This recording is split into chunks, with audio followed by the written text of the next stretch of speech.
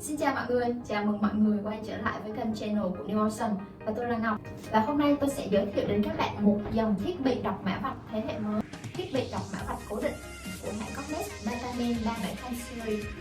Thiết bị đọc mã vạch thế hệ mới với tốc độ nhanh gấp 2 lần và là dòng sản phẩm nổi bật của hãng Cognex hiện nay.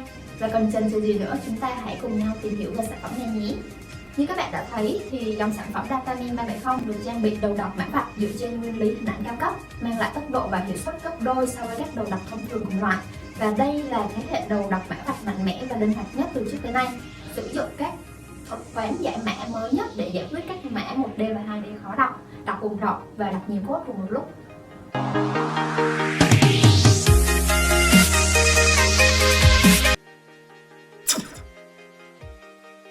Đầu đọc mã vạch Datamin 370 được tối ưu hóa với các thuật toán giải mã mới nhất để đảm bảo hiệu suất và tốc độ đọc nhanh và vượt trội cho mã 1D và 2D.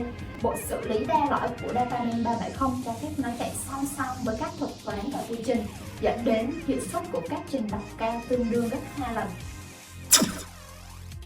Datamin 370 sử dụng công nghệ hình ảnh High Dynamic Range HDR để thu được các hình ảnh đơn lẻ chi tiết hơn 16 lần so với các cảm biến thông thường, giúp tăng cường chất lượng hình ảnh và độ tương phản, dẫn đến độ sâu trường ảnh lớn hơn và xử lý tốt các mã vạch có độ tương phản thấp. Thiết kế dạng module của Datamin 370 giúp chúng ta có thể dễ dàng tùy chọn ánh sáng, ống kính và giao tiếp như các thiết bị đọc Datamin khác, mang lại sự linh hoạt tối đa và dễ sử dụng. Đèn tích hợp công suất cao New High Power SPIT thế hệ mới cho hình ảnh đẹp và dễ dàng lắp đặt.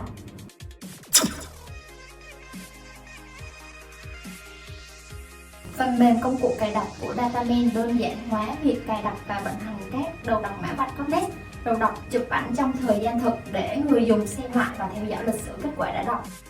Các trợ lý ứng dụng và điều chỉnh tự động thông minh hướng dẫn người dùng nhanh chóng tối ưu các tham số phức tạp, và công cụ thiết lập cũng cung cấp các số liệu kiểm soát quá trình và phản hồi hiệu suất. Bên cạnh tôi đây là một hệ thống demo sử dụng đầu đọc mã vạch cố định 374, và trên tay tôi là các mã vạch đã được tạo sẵn trên sản phẩm. Và bây giờ tôi sẽ thử khả năng đọc của thiết bị này nhé. Như các bạn đã thấy, khi tôi thay đổi chiều cao của sản phẩm và thiết bị đọc tự động lấy nét và giải mã rất là tốt. Tôi sẽ cho thử đọc mã vạch trên con Rubik này nhé. Khi tôi thay đổi các cấp độ khác nhau thì thiết bị vẫn có thể giải mã và đọc tốt.